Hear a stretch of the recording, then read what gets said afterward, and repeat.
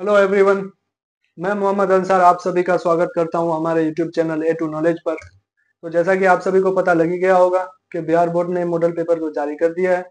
तो मैं आज आप सबों के सामने लेके आया हूं मॉडल पेपर में साइंस का सॉल्यूशन। ठीक है, तो बिना वक्त को ज़ाया किए हुए हम आज लेक्चर को शुरू करते हैं। तो जैसा कि आप जानते होंगे, जैसे पिछले सालों में क्वेश्चन का पैटर्न चले आ रहा है, सिर्फ बिल्कुल वैसे ही इस बार भी रहा है। जैसे 80 क्वेश्चन पूछे जाते हैं, उसमें से हमको कितने का 40 का आंसर देना होता है। ठीक है, तो आइए देखते हैं। पहला क्वेश्चन क्या है कि किसी प्रकाश स्रोत के सामने एक रुकावट रख देने पर क्या बनता है। यदि हम किसी प्रकाश स्रोत के सामने किसी रुकावट यानी किसी वस्तु को रख देते हैं तो उस पर क्या बनता है, छाया बनता है। यानी ऑप्शन नंबर क्या हो जाएगा, ए हमारा क्या हो जाएगा, सही आंसर हो जाएगा। ठीक है, उसके बाद अगला क्वेश्चन देखते हैं। क्या है क्वेश्चन हमारा, समतल दर्पण की फोकस दूरी होती है। तो समतल दर्पण की फोकस दूरी क्या होती है, अनंत होती है। यानी ऑप्शन नंबर क्या हो जाएगा, ऑप्शन नंबर डी हमारा सही आंसर हो जाएगा। ठीक है, उसके बाद अगला क्वेश्चन देखते हैं।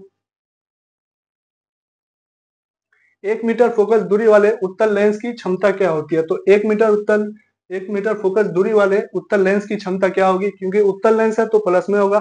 ठीक है, और उसकी क्षमता क्या हो जाएगा, एक डायोप्टर हो जाएगा। ठीक है, उसके बाद अगला क्वेश्चन देखते हैं। चौथा नंबर का क्वेश्चन है कि निम्नलिखित में से किस लेंस को अपसारी लेंस कहते हैं। फिर से एक बार पढ़ेंगे कि निम्नलिखित में से किस लेंस को अपसारी लेंस कहते हैं। ऑप्शन नंबर ए है उत्तल लेंस, ऑप्शन नंबर बी है अवतल लेंस, ऑप्शन नंबर सी है बाइफोकल लेंस और ऑप्शन नंबर डी क्या है, इनमें से कोई नहीं। तो क्या क्वेश्चन क्या है, इनमें से किस लेंस को अपसारी लेंस कहते हैं। तो हमारा ऑप्शन नंबर बी हो जाएगा। क्या ऑप्शन नंबर बी हमारा क्या हो जाएगा, राइट आंसर हो जाएगा। यानी अवतल लेंस को हम क्या कहते हैं, अपसारी लेंस कहते हैं। ठीक है, उसके बाद आइए पांचवें नंबर पर क्वेश्चन देखते हैं कि प्रकाश की चाल विभिन्न माध्यमों में क्या होती है। यानी प्रकाश की चाल भिन्न भिन्न माध्यमों में क्या होती है। तो ऑप्शन हमारा क्या क्या हुआ, ए नंबर में है भिन्न भिन्न, बी नंबर में है समान, सी नंबर में ए और बी दोनों, और डी में क्या है, इनमें से कोई नहीं। तो हमारा सही आंसर क्या हो जाएगा, ए, यानी भिन्न भिन्न। प्रकाश की चाल विभिन्न माध्यमों में क्या होती है, भिन्न भिन्न होती है। ठीक है, उसके बाद अगला क्वेश्चन देखते हैं। क्या 6 नंबर में किसी लेंस द्वारा उत्पन्न आवर्धन का ऐसा ही मात्रक क्या होता है। तो जैसा कि आप लोग जानते होंगे, पढ़ाई होगा कि आवर्धन का ऐसा ही मात्रक क्या होता है, आवर्धन मात्रक विहीन होता है, यूनिट लेस होता है। यानी यूनिट लेस कौन से नंबर पे है, तो ऑप्शन नंबर क्या हो जाएगा, डी हमारा क्या हो जाएगा, राइट आंसर हो जाएगा। ठीक है, उसके बाद अगला क्वेश्चन देखते हैं कि निम्नलिखित में से किसका अपवर्तनांक सबसे अधिक होता है। किसका अपवर्तनांक सबसे अधिक होता है, कांच का, हीरा का, बर्फ का, वायु का। तो ऑप्शन नंबर मेरे हिसाब से बी क्या हो जाएगा, इसका राइट आंसर हो जाएगा। यानी क्या हमारा हो जाएगा, बी यानी हीरा। हीरा का अपवर्तनांक कितना होता है, 2.42। यानी सबसे अधिक अपवर्तनांक किसका होता है, हीरा का। ठीक है, उसके बाद अगला क्वेश्चन देखते हैं। 8 नंबर में क्या है, एक अभिसारी लेंस बनाता है। एक अभिसारी लेंस क्या बनाता है, सबसे पहला ऑप्शन है सदैव वास्तविक प्रतिबिंब, बी है सदैव आभासी प्रतिबिंब, सी नंबर में कभी आभासी तो कभी वास्तविक प्रतिबिंब, और डी नंबर में है इनमें से कोई नहीं। तो एक आभासी लेंस पूछा गया। ठीक है, इसमें लेंस क्या हो जाएगा, कभी, इसका राइट आंसर हो जाएगा ऑप्शन नंबर सी, यानी कभी आभासी तो कभी वास्तविक प्रतिबिंब बनाता है। ये अगला क्वेश्चन देखते हैं। 9 नंबर में क्या है, आकाश का नीला रंग होना किस परिघटना का परिमाण है। यानी आकाश का रंग जो नीला होता है वो किस घटना के कारण होता है, तो ये प्रकाश के प्रकीर्णन के कारण होता है, यानी स्कैटरिंग ऑफ लाइट। यानी ऑप्शन नंबर क्या हो जाएगा, बी इसका राइट आंसर हो जाएगा। ठीक है, उसके बाद अगला क्वेश्चन देखते हैं। 10 नंबर में क्वेश्चन क्या है, प्रकाश का प्राथमिक वर्ण क्या है। प्रकाश का प्राथमिक वर्ण क्या है। ऑप्शन क्या है हमारे पास, लाल, ऑप्शन नंबर बी क्या है नीला, ऑप्शन नंबर क्या है सी क्या है हरा, ऑप्शन नंबर डी क्या है इनमें से सभी। तो इसका राइट आंसर जो होगा क्या हो जाएगा, इनमें से सभी। यानी लाल हरा नीला जो क्या होता है, प्रकाश का प्राथमिक वर्ण होता है। ठीक है, आइए अगला क्वेश्चन देखते हैं। 11 नंबर पे क्वेश्चन है, विविध संख्या में प्रकाश सुग्राही कोशिकाएं कहाँ होती है। यानी सबसे अधिक मात्रा में प्रकाश सुग्राही कोशिकाएं कहाँ होती है। ऑप्शन नंबर क्या क्या ऑप्शन दिया हुआ है, ए नंबर पे दिया कॉर्निया में, ए नंबर में कॉर्निया है, बी नंबर में पुतली है, सी नंबर में रेटिनम है, डी नंबर में इनमें से कोई नहीं है। तो सबसे अधिक प्रकाश सुग्राही कोशिकाएं पूछा है, तो सबसे अधिक प्रकाश सुग्राही कोशिकाएं किसमें होती है? रेटिना में होती है, यानी ऑप्शन नंबर सी हमारा क्या हो जाएगा? राइट आंसर हो जाएगा। ठीक है, ये अगला क्वेश्चन देखते हैं। 12 नंबर, क्या दूरदृष्टि दोष के उपचार के लिए किस लेंस का प्रयोग होता है? तो दूरदृष्टि दोष के उपचार के लिए हम किस लेंस का उपयोग करते हैं? उत्तल लेंस का। ठीक है, इसमें ऊ है, दूर इसमें पूछा गया है और इसमें ऊ आता है, तो इसमें ऊ का आकार में देख लीजिएगा कि जब भी दूरदृष्टि दोष पूछा जाए तो उसमें क्या आ जाएगा? उसका उत्तल लेंस होगा। तो इसका सही आंसर क्या हो जाएगा? ऑप्शन नंबर ए। ठीक है, उसके बाद अगला क्वेश्चन देखते हैं। 13 नंबर वाला क्वेश्चन क्या है? मानव नेत्र के लिए दृष्टि का अस्थायित्व क्या होता है? यानी मानव नेत्र के लिए दृष्टि का अस्थायित्व क्या होता है? तो इसका राइट आंसर हो जाएगा ऑप्शन नंबर सी, यानी 1/16 सेकंड। ठीक है, ये अगला क्वेश्चन देखते हैं। 14 नंबर पे है, निम्नलिखित में से कौन सा मात्रक वाट के बराबर होता है? ठीक है, क्या वाट के बराबर? तो वाट इसके बराबर होता है जूल बटा सेकेंड के, यानी जूल बटा सेकेंड कौन से ऑप्शन पे है? Option number B. तो ऑप्शन नंबर बी हमारा क्या हो जाएगा? इसका राइट आंसर हो जाएगा। ठीक है, इसके बाद अगला क्वेश्चन देखते हैं। 15 नंबर में 1 किलोवाट घंटा बराबर होता है, यानी 1 किलोवाट घंटा किसके बराबर होता है? तो सबसे पहले 1 किलोवाट घंटा बराबर क्या होता है? 3.6 इंटू 10⁻6 जूल। ठीक है, और इसको हम क्या कहते हैं? एक यूनिट भी कहते हैं, यानी 15 नंबर का क्या हो जाएगा? Right answer option number C, यानी एक यूनिट। ठीक है, अगला क्वेश्चन देखते हैं। तो क्वेश्चन नंबर 16 क्या है? विद्युत शक्ति का एसआई मात्रक क्या होता है? तो विद्युत शक्ति का एसआई मात्रक क्या होता है? हमारा वाट होता है, यानी ऑप्शन नंबर बी। 16 का राइट आंसर क्या हो जाएगा? ऑप्शन नंबर 16 का right answer option number B हो जाएगा। ठीक है, इसके बाद 17 नंबर वाला क्वेश्चन देखते हैं कि 1 किलोवाट बराबर क्या होता है? तो मैंने पहले ही लिख दिया था कि 1 किलोवाट बराबर क्या होता है? 3.6 इंटू 10⁻6 जूल होता है। ठीक है, यानी 17 नंबर का राइट आंसर कौन सा हो जाएगा? Option number C. ठीक है, अगला क्वेश्चन देखते हैं।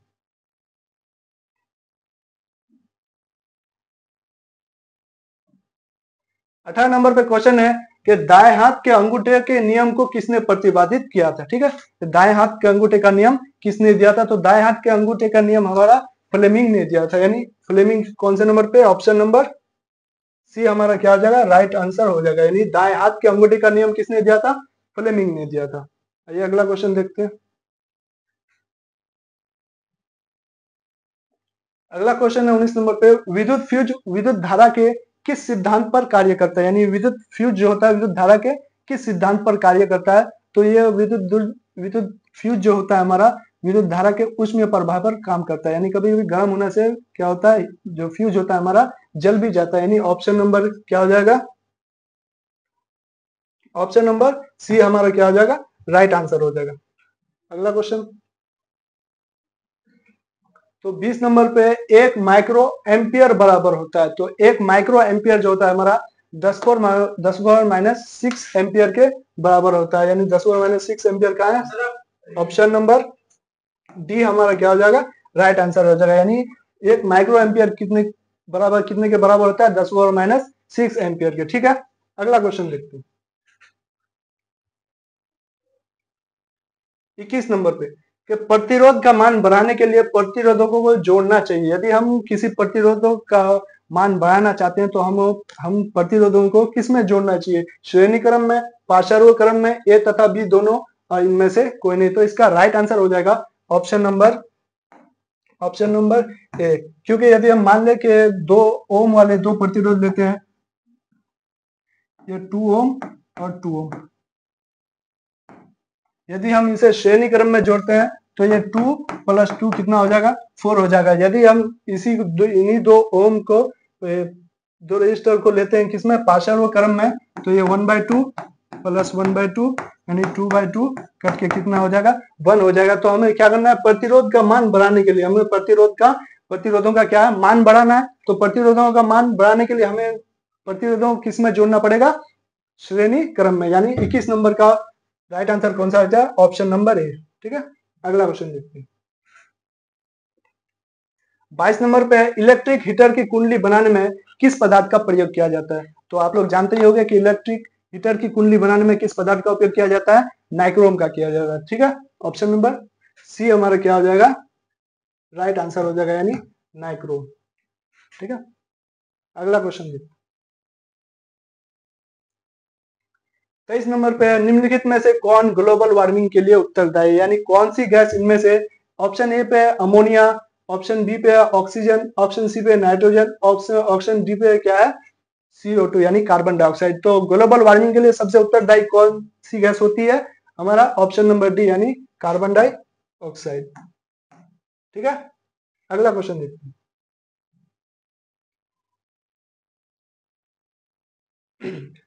24 नंबर में है, इनमें से कौन जीवाश्म ईंधन है? तो जीवाश्म ईंधन कौन कौन से होते हैं? कोयला और पेट्रोलियम हमारा क्या है? जीवाश्म ईंधन है। तो ए और बी तो नहीं दिया हुआ है, लेकिन ऊपर सभी दिया हुआ है, यानी कोयला क्या क्या हो जाएगा? पेट्रोलियम, प्राकृतिक गैस और कोयला, यानी उपरयुक्त सभी हमारा क्या हो जाएगा? राइट आंसर हो जाएगा। यानी जीवाश्म ईंधन कौन कौन से है? पेट्रोलियम, प्राकृतिक गैस और कोयला। ठीक है, अगला क्वेश्चन देखिए। 25 नंबर, सूर्य तथा अन्य तारों द्वारा उत्सर्जित विशाल ऊर्जा का स्रोत है। क्या क्वेश्चन? सूर्य तथा अन्य तारों द्वारा उत्सर्जित विशाल ऊर्जा का स्रोत क्या होता है? हमारा नाभिकीय संलयन, यानी ऑप्शन नंबर बी हमारा क्या हो जाएगा? राइट आंसर हो जाएगा। ठीक है, 26 नंबर क्वेश्चन देखते हैं कि टिहरी बांध का निर्माण का उद्देश्य क्या था, यानी टिहरी बांध जो निर्माण किया गया था उसका उद्देश्य क्या था? तो ऑप्शन हमारे क्या, हमारे पास क्या क्या है? ए नंबर पे है भूमि सिंचाई, बी में है बिजली उत्पादन, सी पे है जल आपूर्ति और डी में है इनमें से सभी। तो इसका राइट आंसर हो जाएगा ऑप्शन नंबर डी, यानी इनमें से सभी। टिहरी बांध का निर्माण किस उद्देश्य से किया गया था? भूमि सिंचाई के लिए, बिजली उत्पादन के लिए, जल आपूर्ति के लिए, इनमें से सभी। ठीक है, अगला क्वेश्चन देखते हैं। 27 नंबर पे क्या है? खिलौनों में किस सेल का उपयोग होता है? खिलौना बनाने के लिए जो सेल का उपयोग किया जाता है, कौन सा सेल का उपयोग किया जाता है? तो जनरली जो खिलौना बनाया जाता है वो शुष्क सेल से बनाया जाता है, यानी खिलौना बनाने के लिए जो सेल का उपयोग किया जाता है वो शुष्क सेल का उपयोग किया जाता है, जिसे हम सूखा सेल भी कहते हैं। यानी ऑप्शन नंबर क्या हो जाएगा? ऑप्शन नंबर सी हमारा क्या हो जाएगा? राइट आंसर हो जाएगा। ठीक है, अगले क्वेश्चन पे चलते हैं। 28 नंबर पे है, जल के वैद्युत अपघटन में कैथोड पर कौन सी गैस मुक्त होती है? तो जल के वैद्युत अपघटन पर कैथोड पर हाइड्रोजन गैस मुक्त होती है। ठीक है, कौन सी गैस? हाइड्रोजन गैस मुक्त होती है, यानी ऑप्शन नंबर सी हमारा राइट आंसर हो जाएगा। ठीक है, अगला क्वेश्चन देखते हैं। 29 नंबर है, नीचे दी गई अभिक्रिया के संबंध में कौन सा कथन सत्य है? तो नीचे कौन सा अभिक्रिया दिया हुआ है? जिंक ऑक्साइड कार्बन के साथ अभिक्रिया करके क्या होता है? जिंक और कार्बन मोनोऑक्साइड बना रहा है। ठीक है, तो इसमें अगर हम देखेंगे, जिंक किसके साथ? कार्बन के साथ अभिक्रिया करके जिंक प्लस कार्बन डाइऑक्साइड बना रहा है। यदि इसमें हम देखेंगे कि कार्बन जो होता है ना, ठीक है, कार्बन के साथ ऑक्सीजन इस पर आके जुड़ा है, यानी कार्बन उपचयित हो रहा है, यानी कि जब किसी पदार्थ के साथ ऑक्सीजन आके जुड़ता है तो वो क्या होता है? उपचयित होता है। तो इसमें देखिए, इस पर कार्बन इस पर आके रहता है, इस पर आके ऑक्सीजन आके जुड़ा। ठीक है, तो ये हमारा क्या हो जाएगा? कार्बन उपचयित हो रहा है, यानी ऑप्शन नंबर सी हमारा क्या हो जाएगा? राइट आंसर हो जाएगा। ठीक है, अगला क्वेश्चन देखते हैं। 30 नंबर हमारा क्वेश्चन क्या है? जस्ता तथा तनु हाइड्रोक्लोरिक अम्ल की अभिक्रिया के फलस्वरूप निम्न में से कौन सा गैस बनता है? तो जस्ता हमारा क्या होता है? जस्ता यानी जिंक प्लस हाइड्रोक्लोरिक अम्ल HCl, ये अभिक्रिया करेंगे तो क्या बनेंगे? ZnCl प्लस H2, यानी कौन सा गैस बनता है हमारा? जब जिंक को तनु हाइड्रोक्लोरिक अम्ल से अभिक्रिया करेंगे क्या बनेगा? Zinc chloride plus hydrogen gas, यानी ऑप्शन नंबर बी हमारा क्या हो जाएगा? राइट आंसर हो जाएगा। जस्ता तथा तनु हाइड्रोक्लोरिक अम्ल की अभिक्रिया के दौरान कौन सा गैस बनता है? हाइड्रोजन गैस बनता है। ठीक है, अगला क्वेश्चन देखिए।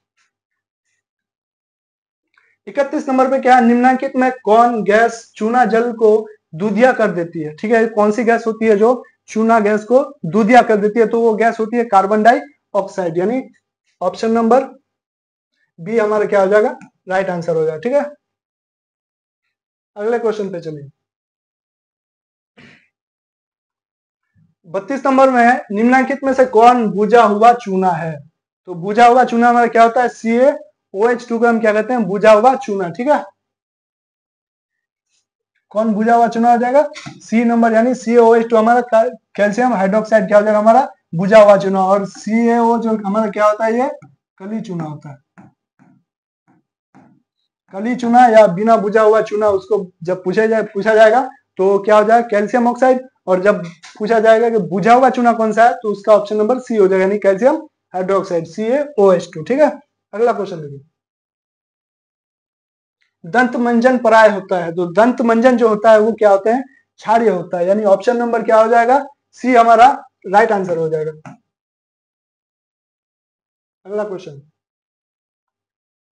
34 नंबर में पूछा गया है, नींबू में कौन सा अम्ल होता है? तो नींबू में कौन सा अम्ल होता है? आप लोगों को मालूम होगा, नींबू में सिट्रिक अम्ल होता है, यानी ऑप्शन नंबर ए हमारा क्या हो जाएगा? राइट आंसर हो जाएगा। ऑप्शन नंबर ए, 34 का ए।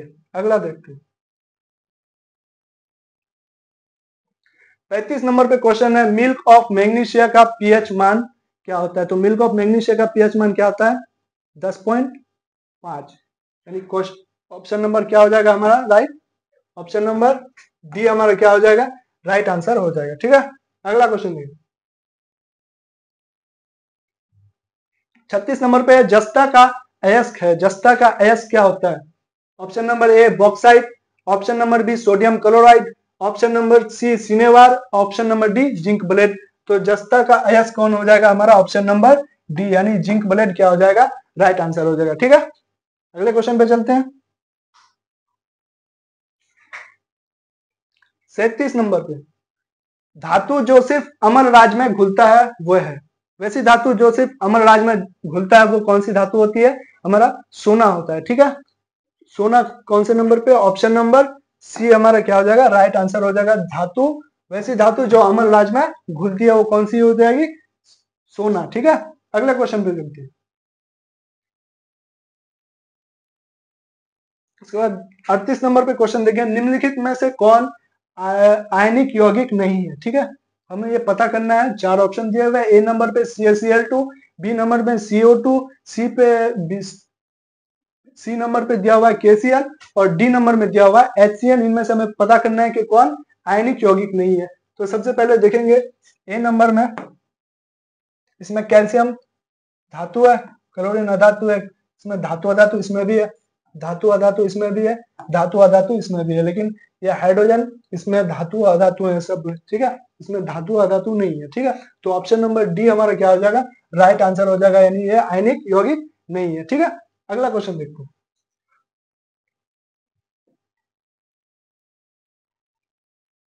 39 नंबर पे हीलियम गैस है, तो हीलियम गैस हमारा क्या होता है?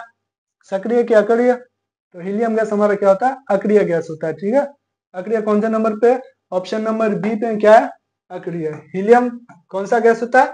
अक्रिय गैस होता है। ठीक है, आगे चलते हैं। 40 नंबर क्वेश्चन क्या है? सबसे कठोर प्राकृतिक पदार्थ। तो सबसे कठोर प्राकृतिक पदार्थ कौन सी होती है? आप लोग जानते होंगे, हीरा क्या होता है? सबसे कठोर प्राकृतिक पदार्थ होता है, यानी ऑप्शन नंबर डी हमारा क्या हो जाएगा? राइट आंसर हो जाएगा। ठीक है, अगले क्वेश्चन पे चलेंगे। Question number 41। ठीक है, क्या है क्वेश्चन? कि बेंजीन का अणुसूत्र क्या होता है? तो आप लोगों ने पढ़ा भी होगा, जानते भी होंगे बेंजीन का अणुसूत्र क्या होता है? बेंजीन का अणुसूत्र होता है C6H6, यानी ऑप्शन नंबर डी हमारा क्या हो जाएगा? राइट आंसर हो जाएगा। ठीक है, अगले क्वेश्चन पे चलिए। क्वेश्चन नंबर क्या है? 42। क्वेश्चन क्या है? हाइड्रोजन के दो परमाणुओं के बीच कौन आबंध होते हैं? यानी हाइड्रोजन के दो परमाणुओं के बीच कौन सा आबंध होता है? तो सबसे पहले हाइड्रोजन का परमाणु संख्या कितना होता है? एक, तो वो बॉन्ड भी कितना? एक बनाता है। ठीक है, तो हाइड्रोजन के दो परमाणुओं के बीच जो आबंध होता है वो क्या होता है? एक आबंध होता है। तो एक आबंध कौन से में? ए नंबर में देखेंगे तो क्या हमारा? त्रिआबंध, बी में द्विआबंध, सी में क्या है? एक आबंध, और डी में है इनमें से कोई नहीं। तो हाइड्रोजन के दो परमाणु के बीच कितना आबंध होता है? एक आबंध होता है, तो यानी ऑप्शन नंबर सी हमारा क्या हो जाएगा? राइट आंसर हो जाएगा। ठीक है, अगले क्वेश्चन पे चलेंगे। क्वेश्चन नंबर 43 क्या है? कि चूना जल का रासायनिक नाम क्या है? तो चूना जल का रासायनिक नाम हाइड्रोजन ऑक्साइड होता है, ठीक है। सॉरी, कैल्शियम हाइड्रोक्साइड, चूना जल का रासायनिक नाम क्या होता है? Calcium hydroxide. यानी ऑप्शन नंबर क्या हो जाएगा? ऑप्शन नंबर बी हमारा राइट आंसर हो जाएगा, ठीक है। अगले क्वेश्चन पे चलेंगे। Question number 44। क्वेश्चन नंबर 44 है कि चीनी का रासायनिक सूत्र क्या होता है? तो आपने ये 7-8 क्लास में ही पढ़ा हुआ है कि चीनी का रासायनिक सूत्र क्या होता है? C12H22O11। यानी ऑप्शन नंबर क्या हो जाएगा? ऑप्शन नंबर सी हमारा क्या हो जाएगा? राइट आंसर हो जाएगा। यानी चीनी का रासायनिक सूत्र C12H22O11, ठीक है। क्वेश्चन नंबर 45 देखेंगे। निम्नलिखित में से कौन सा कार्बनिक यौगिक सबसे अधिक अभिक्रियाशील है? क्वेश्चन नंबर क्या है? 45 के निम्नलिखित में से कौन सा कार्बनिक यौगिक सबसे अधिक अभिक्रियाशील है, ठीक है। आइए हर एक को देखते हैं। ऑप्शन नंबर, सबसे पहले एक को देखते हैं कि क्या है? C2H6। तो C2H6 ये किसका है? एल्किन, एल्केन का है, एल्केन, ठीक है। इसका सामान्य सूत्र क्या होता है? CnH2n+2, ठीक है। ऑप्शन नंबर बी भी देखेंगे, CH4, ये भी क्या है? एल्केन है। ऑप्शन नंबर सी देखेंगे, C3H3, इसमें भी कौन सा वाला फॉर्मूला लगा? CnH2n+2, यानी ये भी एल्केन है। लेकिन ऑप्शन नंबर डी देखेंगे, C2H4, ये क्या है? एल्किन का है। तो सबसे अधिक अभिक्रियाशील क्या होता है? एल्किन। इसमें ऑप्शन नंबर डी हमारा क्या हो जाएगा? राइट आंसर हो जाएगा। यानी सबसे अधिक अभिक्रियाशील कौन हो जाएगा? C2H4, ठीक है। अगले क्वेश्चन पे चलेंगे। क्वेश्चन नंबर 46 कि मेंडलीव ने अपनी आवर्त सारणी तैयार करने के लिए कौन सा मापदंड अपनाया? तो मेंडलीव जो थे, उन्होंने अपना आवर्त सारणी तैयार करने के लिए परमाणु द्रव्यमान जो होता है उस मापदंड को उन्होंने अपनाया था, ठीक है। तो परमाणु द्रव्यमान देखिए कौन से नंबर पे? परमाणु द्रव्यमान, यानी ऑप्शन नंबर बी हमारा क्या हो जाएगा? राइट आंसर हो जाएगा कि मेंडलीव ने अपनी आवर्त सारणी को तैयार करने के लिए कौन से मापदंड को अपनाया था? तो ऑप्शन नंबर बी हमारा राइट आंसर हो जाएगा। क्या हो जाएगा? वो परमाणु द्रव्यमान, ठीक है। अगले क्वेश्चन पे चलिए।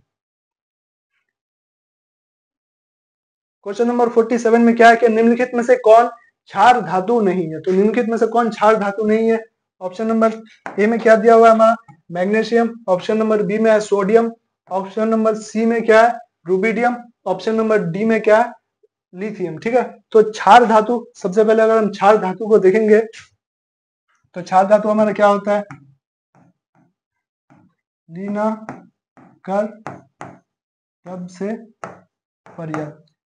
इनमें से ये हमारे क्या है? ये क्षार धातु है, ठीक है। तो लिथियम, क्या नियॉन, और क्रिप्टॉन, रुबिडियम और फ्रांसियम हमारा क्या हो जाएगा? ये क्षार धातु है। तो इनमें से सोडियम भी है, ये Na हो जाएगा, ठीक है। ये सोडियम भी इसमें, रुबिडियम भी है और लिथियम भी है, ठीक है। लेकिन ये क्या है? मैग्नीशियम नहीं है। तो मैग्नीशियम हमारा क्या हो जाएगा? ये मृदु क्षार धातु होगा, ठीक है। यानी ऑप्शन नंबर 40, क्वेश्चन नंबर 47 का राइट आंसर क्या हो जाएगा? ये ए नंबर हो जाएगा। यानी मैग्नीशियम हमारा क्या है? ये क्षार धातु नहीं है, ये मृदु क्षार धातु है, ठीक है। अगले क्वेश्चन पे चलेंगे। क्वेश्चन नंबर 48, निम्नलिखित में से कौन हेलोजन समूह का सदस्य है? ठीक है। तो हेलो क्वेश्चन है, ऑप्शन नंबर ए में क्या है? बेरियम। ऑप्शन नंबर बी में क्या है? बोरोन। ऑप्शन नंबर सी में क्या? ब्रोमीन। ऑप्शन नंबर डी में क्या है? बेरिलियम, क्या? बेरिलियम, ठीक है। तो 48 का राइट आंसर मेरे हिसाब से ऑप्शन नंबर सी हो जाएगा, ब्रोमीन, ठीक है।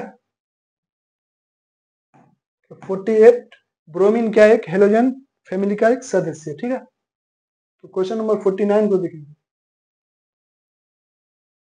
49 में क्या है कि जिंक की परमाणु संख्या क्या होती है? तो जिंक की परमाणु संख्या 30 होती है, ठीक है। ये आप सब लोग अगर याद नहीं करे होंगे तो 1 से 30 तक सभी तत्वों का जो होता है परमाणु संख्या वो याद कम से कम कर लेना, क्योंकि क्वेश्चन में ये जो होता है परीक्षा में पूछने के चांसेस होते हैं। तो 1 से 30 तक कम से कम याद कर लीजिएगा। तो क्या 49 में क्वेश्चन के जिंक की परमाणु संख्या क्या है? तो जिंक की परमाणु संख्या क्या हो जाएगा? 30 हो जाएगा, ठीक है। यानी option number D right answer हो जाएगा। अगले क्वेश्चन पे चलिए। 50 नंबर में हमारा क्या है कि निम्नलिखित में से कौन विद्युत ऋणात्मक होते हैं? तो ऑप्शन नंबर ए है अधातु। ऑप्शन नंबर बी में है धातु। ऑप्शन नंबर सी है मिश्र धातु। डी नंबर में क्या है? इनमें से कोई नहीं। तो सबसे पहले धातुएं जो होती है वो विद्युत धनात्मक होती है और अधातुएं जो होती है वो विद्युत ऋणात्मक होती है। तो क्वेश्चन हमारा क्या है कि निम्नलिखित में से कौन विद्युत ऋणात्मक है? तो विद्युत ऋणात्मक कौन हो गया? हमारे अधातु हैं, यानी ऑप्शन नंबर ए राइट आंसर हो जाएगा। ठीक है, अगले क्वेश्चन पे चलेंगे, यानी क्वेश्चन नंबर 51। राजस्थान के किस ग्राम में चिपको आंदोलन के क्रम में महिलाओं ने जाने दी थी? तो राजस्थान के किस ग्राम में, वो ग्राम हो जाएगा ऑप्शन नंबर बी, यानी खेजड़ी। खेजड़ी में जो था राजस्थान के, उन्होंने चिपको आंदोलन में महिलाओं ने अपनी जाने दे दी थी। ठीक है, अगले क्वेश्चन में चलेंगे, क्वेश्चन नंबर 52 यानी 52। निम्नलिखित में से किसके कारण पर्यावरण में संतुलन बिगड़ जाता है, यानी किसके कारण पर्यावरण में संतुलन जो था, पर्यावरण का संतुलन जो था वो असंतुलित हो जाता है? सबसे पहला है वन रोपण, ऑप्शन नंबर बी में है बढ़ती जनसंख्या, ऑप्शन नंबर सी में है अधिक हरे पौधे का उगना, ऑप्शन नंबर डी में है जैव विविधता। तो इसका राइट आंसर हो जाएगा ऑप्शन नंबर बी, यानी बढ़ती मानव जनसंख्या जो है पर्यावरण को असंतुलित कर रही है। ठीक है, जिसके कारण पर्यावरण का संतुलन जो होता है वो बिगड़ रहा है, यानी बढ़ती जनसंख्या, यानी 52 का राइट आंसर क्या हो जाएगा? Option number B. अगला क्वेश्चन देखेंगे, 53। पर्यावरण को प्रदूषण से बचाने का सबसे अच्छा तरीका कौन सा है? तो सबसे पहला वस्तु का पुनर्चालन, वस्तु का पुनरुपयोग, वस्तु के उपयोग में कमी, डी इनमें से सभी। इसको हम ट्रिपल आर, इसको ट्रिपल आर भी कहते हैं।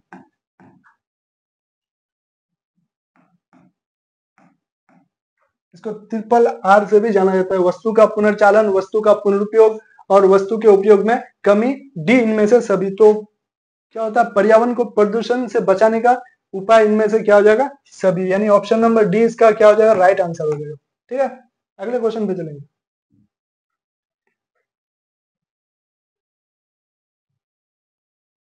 Question number 54। सौर सेल में किसका उपयोग होता है? तो सौर सेल में सिलिकॉन का उपयोग किया जाता है। ठीक है, सिलिकॉन कितने नंबर पे? Option number C, option number C हमारा राइट हो जाएगा कि सौर सेल में उपयोग, यानी सौर सेल जो बनाया जाता है वो किसके उपयोग से बनाया जाता है? सिलिकॉन। ठीक है, उसमें सिलिकॉन का उपयोग किया जाता है। अगले क्वेश्चन में चलेंगे, निम्नलिखित में कौन मुख्यतः बायोगैस है? बायोगैस कौन था? CH4 यानी मीथेन। मीथेन को क्या बायोगैस कहते हैं, उसमें 75% क्या होता है? बायो मतलब मीथेन की मात्रा होती है। ठीक है, तो बायोगैस कौन सी हो जाएगा? ऑप्शन नंबर ए में C2H6, ऑप्शन नंबर बी में CH4, ऑप्शन नंबर सी में C4H10, ऑप्शन नंबर डी में क्या? H2। तो राइट आंसर कौन सा आ जाएगा? ऑप्शन नंबर बी, यानी CH4 मीथेन को हम क्या कहते हैं? बायोगैस के नाम से जानते हैं। ठीक है, अगले क्वेश्चन पे चलेंगे, क्वेश्चन नंबर 56 के मनुष्य के दांत के ऊपरी भाग को क्या कहते हैं? कि मनुष्य के जो दांत होता है उसके सबसे ऊपरी भाग को क्या कहते हैं? उसको हम इनामेल कहते हैं। ठीक है, तो मनुष्य के दांत के सबसे ऊपरी भाग को क्या कहते हैं? इनामेल, यानी ऑप्शन नंबर, इनामेल कौन से नंबर पे? Option number C, option number C हमारा राइट आंसर हो जाएगा। 56 का क्या हो जाएगा? सी। ठीक है, अगला क्वेश्चन देखेंगे, जठर ग्रंथियां पाई जाती है, जठर ग्रंथियां किसमें पाई जाती है? आमाशय में पाई जाती है, यानी ऑप्शन नंबर सी। 57 का क्या हो जाएगा? ऑप्शन नंबर सी, जठर ग्रंथियां किसमें पाई जाती है? आमाशय में। ठीक है, अगले क्वेश्चन में, निम्नलिखित में से कौन वसा के पाचन में सहायक होता है? तो वसा के पाचन में कौन सहायक होता है? लाइपेज। ठीक है, लाइपेज कौन से नंबर पे? ए नंबर में, यानी वसा के पाचन में सहायक कौन सा एंजाइम देता है? हमारा लाइपेज। ठीक है,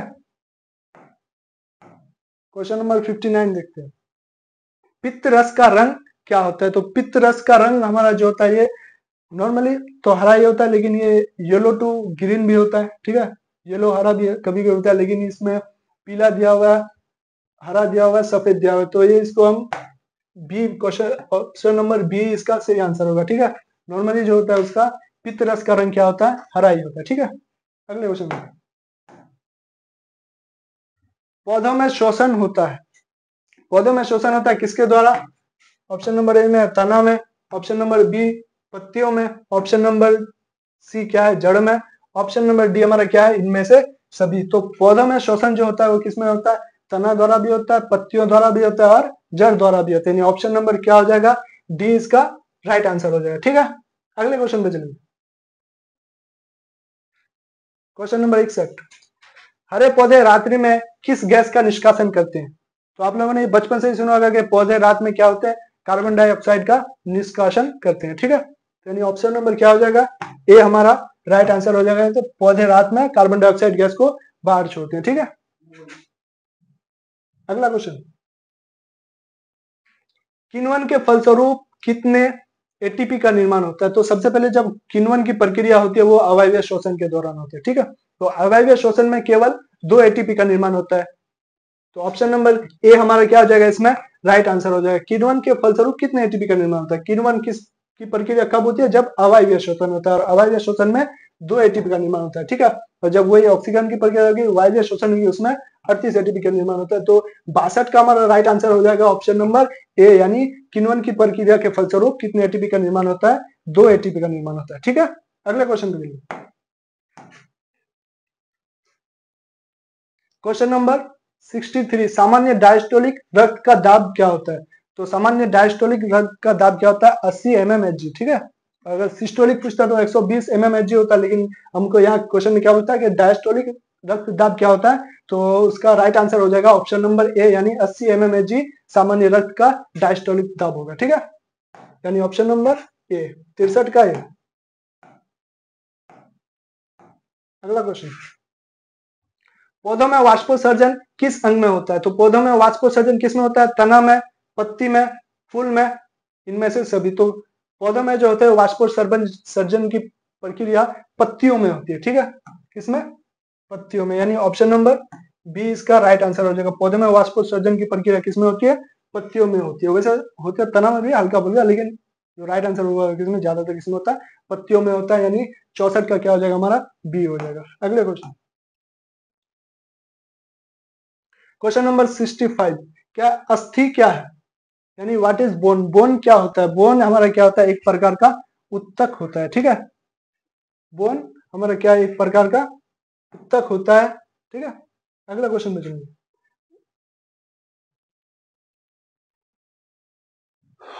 क्वेश्चन नंबर क्या है? 66, के पादप में अपशिष्ट संचयित होते हैं। तो पादप में जो अपशिष्ट बच जाते हैं वो किसमें संचयित होते हैं, नहीं किसमें इकट्ठा जमा रहते हैं? तो ऑप्शन नंबर ए है छाल में, ऑप्शन नंबर बी है क्या? पत्तियों में, ऑप्शन नंबर सी कोशिकीय रिक्तिकाओं में, ऑप्शन नंबर डी में क्या है? इनमें से सभी। तो पौधों में जो होता है वो अपशिष्ट, पौधों के अपशिष्ट किसमें संचयित रहते हैं? ये ऑप्शन नंबर डी, यानी इनमें से सभी हो जाएगा। छाल में भी रहते हैं, पत्तियों में भी होते हैं, और कोशिकीय रिक्तिकाओं में भी होते हैं, ठीक है। 67 क्वेश्चन देखेंगे।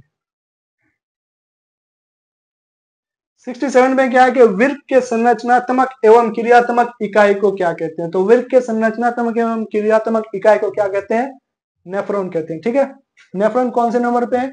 यानी ऑप्शन नंबर सी हमारा राइट आंसर हो जाएगा। वृक्क के संरचनात्मक एवं क्रियात्मक इकाई को क्या कहते हैं? तो नेफ्रॉन कहते हैं, ठीक है। ये एक इंपॉर्टेंट क्वेश्चन है, इसको याद रखिएगा। अगला क्वेश्चन, पौधे के उत्सर्जी पदार्थ हैं। Option number A tannin, option number B resin, option number C क्या है? गोंद। तो इसमें पौधे के उत्सर्जी पदार्थ कौन से? टेनिन भी है, रेजिन भी है, गोंद भी है, यानी ऑप्शन नंबर क्या हो जाएगा? डी हमारा राइट आंसर हो जाएगा, ठीक है। अगले क्वेश्चन पे चलें।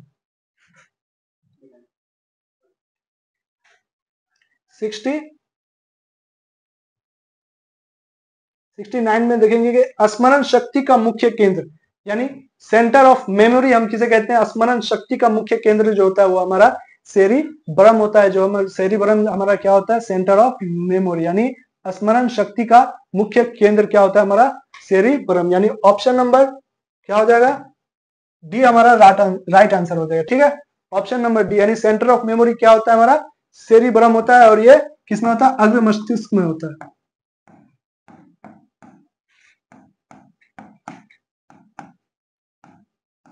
ठीक है। सेंटर ऑफ मेमोरी क्या होता है? सेरिब्रम, और ये किसमें होता है? हमारे अग्र मस्तिष्क में होता है, ठीक है। अगले क्वेश्चन में देखिए, क्वेश्चन नंबर 70, जड़ का अधोगामी वृद्धि क्या कहलाता है? अधोगामी का मतलब होता है नीचे, तो जमीन के नीचे वृद्धि, जड़ें जो होती है पौधे की वो जमीन के नीचे ग्रो करती है। तो उसका ऑप्शंस क्या क्या दिया हुआ है? जलानुवर्तन, रसायनुवर्तन, प्रकाशानुवर्तन, गुरुत्वानुवर्तन। तो ये तीनों तो होगा नहीं, तो ऑप्शन नंबर गुरुत्वानुवर्तन, यानी जड़ें किसमें अधोगामी वृद्धि कर रही है। जड़ें क्या होते हैं? जमीन के भीतर क्या कर रहे हैं? जड़ें जो होती है वो वृद्धि कर रही है, ग्रो कर रही है। तो ऑप्शन नंबर क्या हो जाएगा? डी हमारा राइट आंसर हो जाएगा, गुरुत्वानुवर्तन, ठीक है। क्वेश्चन नंबर 71 में चलेंगे। 71 नंबर में क्या कि एस्ट्रोजन स्रावित होता है, ठीक है। तो एस्ट्रोजन स्रावित किसके द्वारा होता है? विष्णु द्वारा, थायराइड द्वारा, अंडाशय द्वारा, लैंगरहैंस की दूपिका द्वारा। तो एस्ट्रोजन जो स्रावित होता है वो अंडाशय द्वारा होता है, ठीक है। विष्णु तो हमारा टेस्टोस्टेरोन, विष्णु के द्वारा क्या होता है? टेस्टोस्टेरोन रिलीज होता है। थायराइड के द्वारा थायरोक्सिन हार्मोन रिलीज होता है। और लैंगरहैंस की दूपिकाओं के द्वारा अल्फा और बीटा वगैरह क्या होता है, वो हार्मोन स्रावित होते हैं, ठीक है। अगले क्वेश्चन में चलेंगे, क्वेश्चन नंबर 72।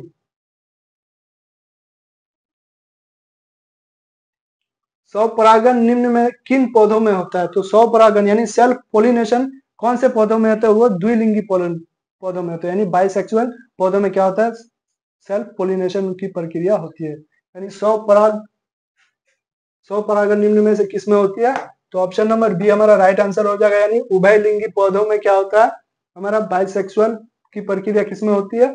सेल्फ पोलिनेशन की प्रक्रिया बाइसेक्सुअल पौधों में होती है, ठीक है। क्वेश्चन नंबर 73 में चलते हैं। 73 है कि गर्भाशय के किस भाग में भ्रूण विकसित होता है? तो गर्भाशय के किस भाग में भ्रूण विकसित होता है? तो इसका ऑप्शन नंबर बी हो जाएगा, किसमें?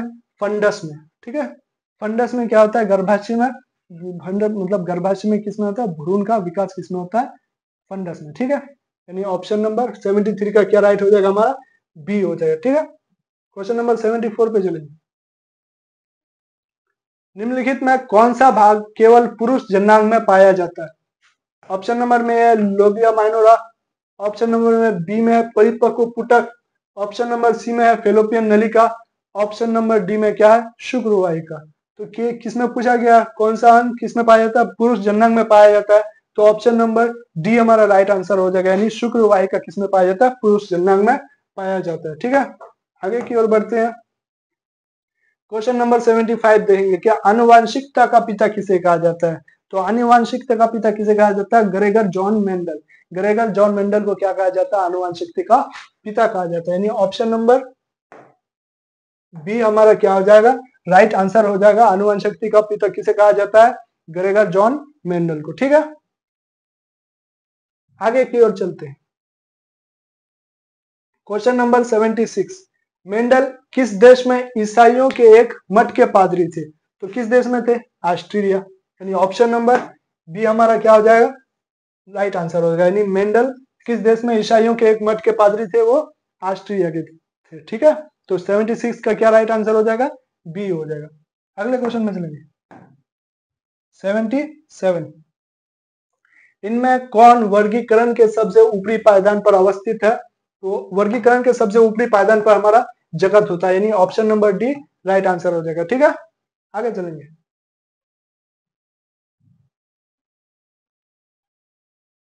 सूक्ष्म उपभोक्ता का उदाहरण है, तो सूक्ष्म उपभोक्ता हमारा इसमें क्या आ जाएगा?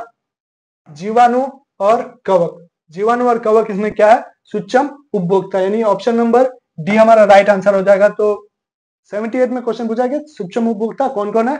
तो इसमें दिया हुआ है जीवाणु, कवक और शैवाल। तो जिसमें जीवाणु और कवक हमारे क्या है? ये सूक्ष्म उपभोक्ता है, ठीक है।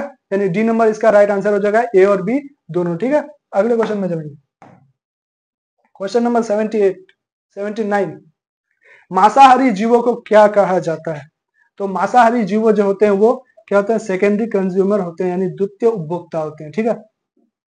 और जो शाकाहारी होते हैं वो हमेशा क्या होता है? प्राइमरी कंज्यूमर होते हैं, यानी पहले क्या होता है? प्राथमिक उपभोक्ता, जिन्हें हम प्राथमिक उपभोक्ता कहते हैं, वो क्या होता है? शाकाहारी जीव होते हैं। और जो मांसाहारी जीव होते हैं वो हमेशा क्या होते हैं? द्वितीय उपभोक्ता होते हैं। यानी कौन सा हो जाएगा? ऑप्शन नंबर बी हमारा राइट आंसर हो जाएगा। अगले क्वेश्चन में चलेंगे, सॉरी,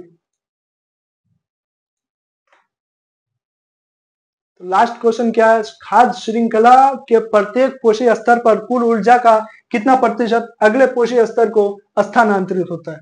क्वेश्चन नंबर और एक बार पढ़ते हैं कि क्वेश्चन को, कि खाद्य श्रृंखला के प्रत्येक पोषी स्तर पर कुल ऊर्जा का कितना प्रतिशत अगले स्तर को स्थानांतरित होता है? तो इसका ऑप्शन नंबर क्या हो जाएगा? सी राइट आंसर हो जाएगा। यानी 10% अगले स्तर को पोषी स्तर, मतलब अगले पोषी स्तर में क्या होता है? स्थानांतरित हो जाएगा, ठीक है। यानी ऑप्शन नंबर सी, 80 का option number C right answer हो जाएगा।